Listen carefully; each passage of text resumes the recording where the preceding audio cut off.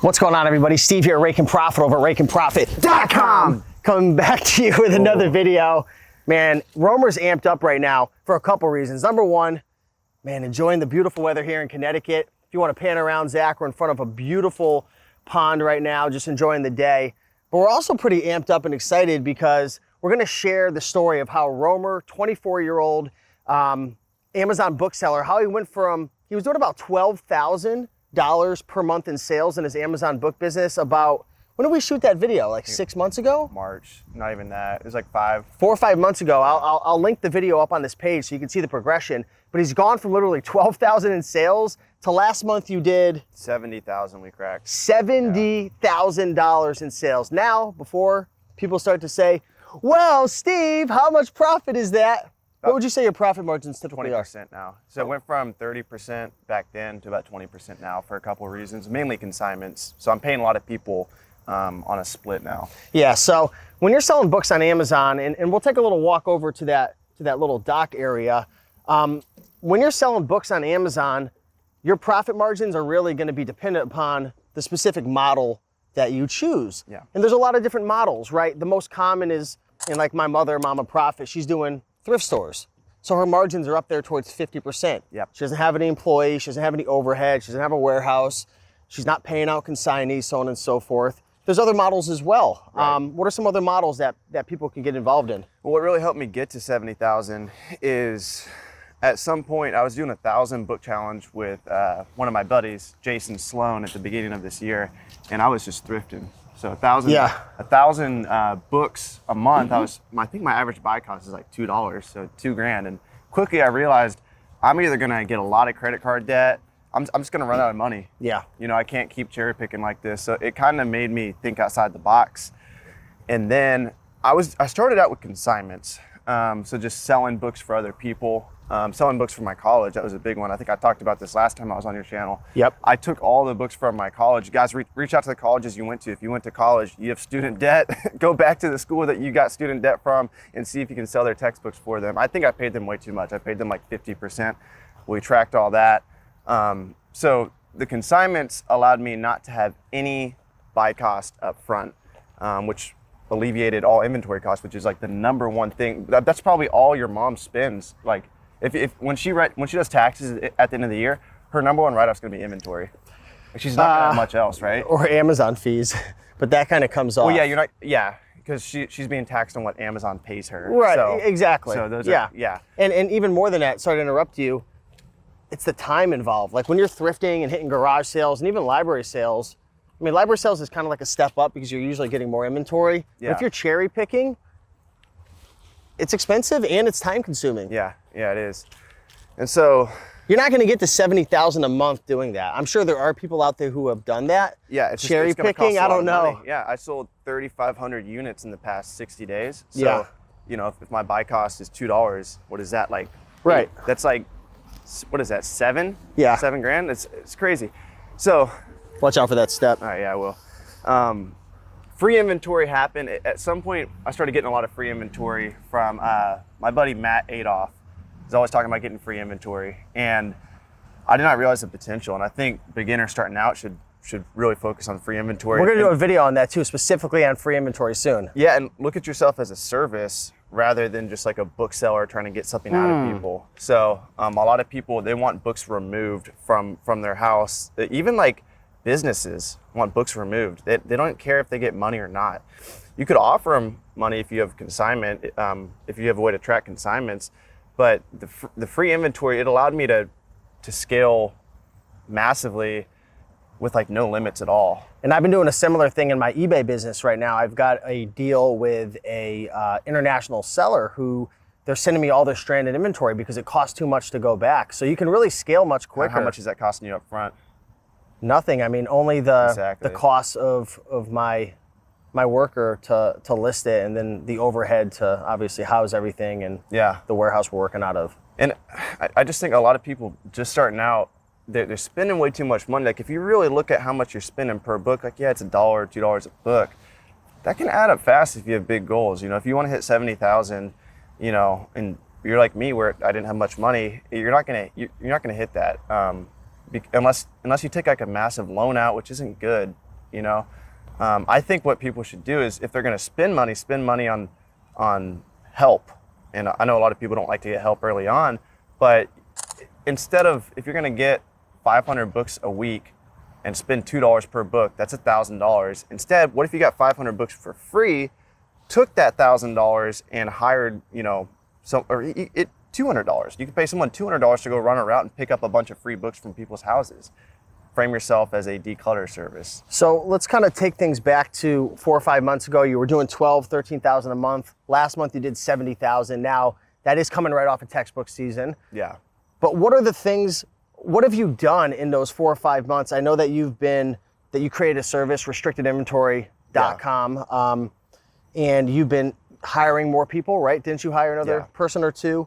But what really has caused you to go from 12 to 70? Is it you shipped more inventory, you found more inventory? What are the keys that people need to kind of hone in on in this video? It was alleviating that inventory cost and also freeing up my time by building a team that allowed me to hit that 70,000.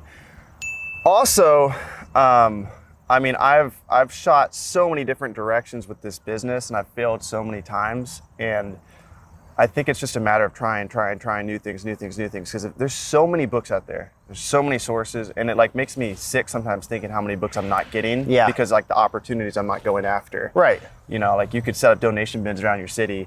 You could, I'm always talking about this free book service, and I don't even have that on lock. I think I could be going way harder with that. The thing that worked for me is selling restricted inventory for other resellers.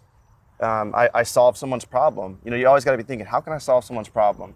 You know. And real quick, just if people are wondering, what do you mean by restricted inventory? So when you're selling on Amazon, and we're not going to go too much into this because we're actually going to make a video dedicated solely to restricted inventory and what happens if you can't sell a specific book or item on Amazon. But essentially what Romer did is he created a service because his account, he could sell popular textbooks. He could sell a lot of textbooks that the average reseller is going to be restricted or gated on, which means Amazon won't let you sell it. So what you do is you send your books to Avery, and he has a tracking spreadsheet. He has a whole system with his team built in to where you send it to him either from Amazon, your stranded inventory, or your disposals, you get sent to him. Or if you have items that you can't sell from home, you send it to him. He SKUs everything, tracks it all, and then every month he pays you out. Yeah. So this just started with one of my buddies. I started selling his books, and then a couple of resellers that I network with on Instagram reached out to me, and then once I got in the Facebook groups, it started spreading like crazy, and I was like, wow, like this, I hit a pain point in the reselling community, and a lot of people can't sell popular textbooks, and those are $100 books. So I'm able to do business with a lot of my followers. It's pretty awesome. Yeah, that's awesome. So you got to find your opportunity. He talked about the donation bins with those are the big metal bins that you see out that people donate clothes into or books. That's a great way to scale. We're going to do a whole nother video on this as well, but there's library sales, there's thrift stores, but you got to think about, you know, the people who are watching, you got to think about what your goals are, right? Is your goal to build a business, or is your goal to just make some extra income? Because there's a huge difference between the two. Yeah. And I think either way you're going to go with it. If you're going to build a business, you definitely want to start getting replenishable sources. So sources you can go back to time and time and time again, or just get better at building a brand. So if you're doing the free pickup, you want to be known as a free pickup guy. And like even as like a one-man army, or if you plan on being like the next Jeff Bezos, you want to start creating a brand. You want people to talk about you. You want people to know who you are. And then, I mean, it sounds like bullshit, but soon enough, you're gonna have way too many books to deal with. And whatever path you choose, as long as you choose a path that has some type of brand to it, and people will talk about it like via word of mouth, if you hustle, if you truly hustle, and every single day you're promoting that, going out, working, you're gonna have too many books to deal with. So let's take a walk back over this way, and we're gonna be passing a cute little dog. But what final advice would you give to the people who maybe they're doing $2,000 a month, $3,000 a month, and they want to get to a point where they could quit their job or make enough money to replace their income? Yeah, it's going to differ, right? What's the best or the biggest advice that you would give? Find the source that's yielding the most books, whether that's free pickup. Cherry picking might be great in your city. You might have a bookstore that's just super awesome. Like that dog, that's an awesome dog. Yeah. Just find what works. because what's going to work for me is going to be different than what works for you.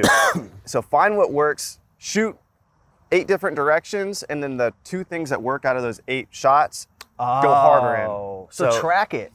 It's like the 80. Yeah. It's like the, what is it? The 80-20 rule. Yeah. Yeah. Pareto's principle. 20% of your efforts in this book business are going to yield 80% of your profits. And I think that depends a lot upon where you live, what you're interested in, what you're passionate about. Are you amazing at tracking spreadsheets? Are you great with working with others? Or are you just a one man or a one woman team, right? Yeah. Maybe you don't like working with other human beings, right? There's people out there, they just don't want to be around people. They want to be their own boss. They don't want to deal with idiots and other people's opinions, which is fine, you know? Yeah. So in that situation, you'd have to kind of tailor your goals and whatnot, you know? Yeah. So.